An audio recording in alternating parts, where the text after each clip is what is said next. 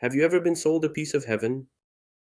What I'm about to tell you is not just a hoax, it's the story of how one man managed to sell an entire country that never existed.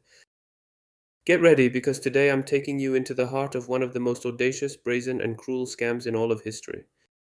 I'll show you how an unscrupulous adventurer managed to convince thousands of people to invest every single penny, every hope, every future in an imaginary kingdom called Poyais. We're not talking about a cheap online scam. We're talking about real money, broken lives, shattered dreams, and hundreds of corpses in a distant jungle. This is the story of Gregor MacGregor, the man who sold the illusion. It's 1820. Imagine a time when adventure and discovery were still commonplace, but also a time of incredible naivety. People, tired of hardship, dreamed of starting a new life, of finding fortune in distant and unexplored lands.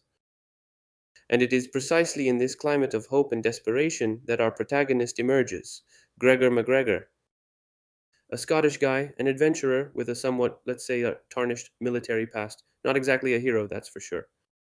But he had something that was worth more than 1,000 armies, an arrogance without equal and a charisma so magnetic that it made you sign the contract to sell your soul without batting an eyelid.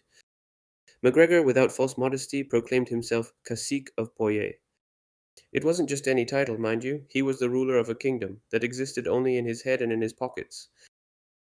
But where was this mysterious kingdom located? Simple, on the coast of Honduras, in Central America, an area of the world that at the time was still largely unknown to most people, a place remote enough to be difficult to verify. And here lies the genius or diabolical cunning of the scam. MacGregor didn't just tell stories, he constructed an illusion. He had extremely detailed maps of Poyais printed as if it were the most developed nation on the planet. On these maps were cities with high-sounding names, navigable rivers, fertile lands ready for cultivation, and, most enticing of all, glittering gold mines that promised untold riches. But he didn't stop there. He also published a tourist guide of Poyais, a true masterpiece of imaginative fiction. He described it as a true earthly paradise, a place with a perfect climate, not too hot, not too cold, unlimited natural resources, rivers full of fish, trees that bore succulent fruit, and a hospitable indigenous people eager to trade. He spoke of an advanced banking system, an easy to learn language, and even a well trained army. It seemed like every colonist's dream, the solution to every problem. And who were the victims of this elaborate deception?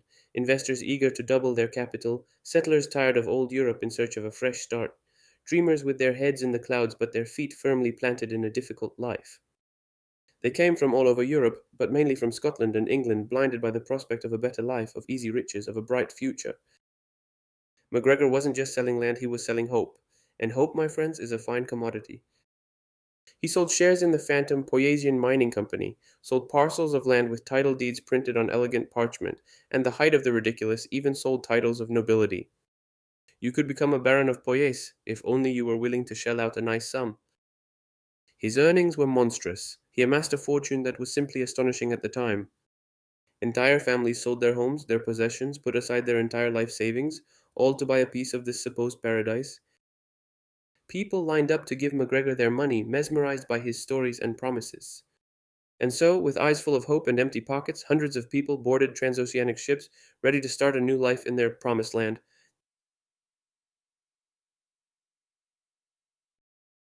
The journey was long and arduous, but the thought of the riches that awaited them kept them alive.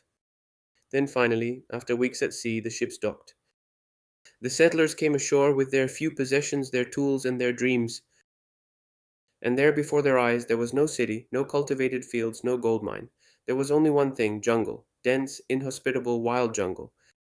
A menacing green wall that swallowed up every glimmer of civilization. The revelation was a punch in the stomach, a bucket of cold water on their naivety.